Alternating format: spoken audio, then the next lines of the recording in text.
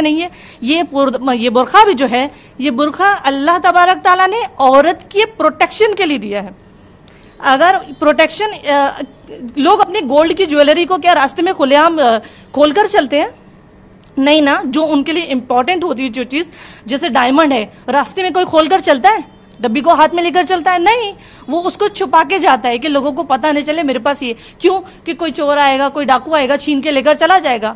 جس طرح جو چیز امپورٹنٹ ہوتی ہے نا جتنی زیادہ امپورٹنٹ ہوتی ہے نا اس کو لوگ اتنا زیادہ چھپاتے ہیں اس کو کھولتے نہیں ہیں. اسی طرح ہمارے رب کے نزدیک یہ عورتیں نا اللہ نے اسلام نے جتنی عورتوں کو عزت دی ہے جتنا رتبہ اسلام نے دیا ہے وہ کسی نے نہیں دیا ہے. ایسا اسلام نے عورتوں کی پروٹیکشن کے لیے اس برقعے کو دیا ہے.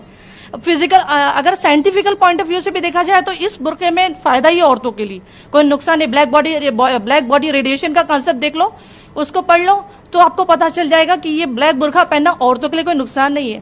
آج کتنے لوگ ہیں جو اپنی فزیکل فٹنس کے لیے چہرے کو کور کرتے ہیں سر کو کور کرتے ہیں. کتنے ایسے ہمارے غیر مسلم بھائی بھی ہیں جو ہندو بہنیں ہیں جو اپنے چہرے کو کور کرتی ہے پروٹیکشن کے لیے پولوشن سے پروٹیکٹ کرنے کے لیے. تو اب کیا کریں گے؟ ان کو بھی منع کر دیا جائے گا. ٹی بی پیشنٹس ہے جن کو کہا جاتا ہے فیس کو کور کرو تاکہ اس کی وجہ سے دوسرے افیکٹ نہ کریں.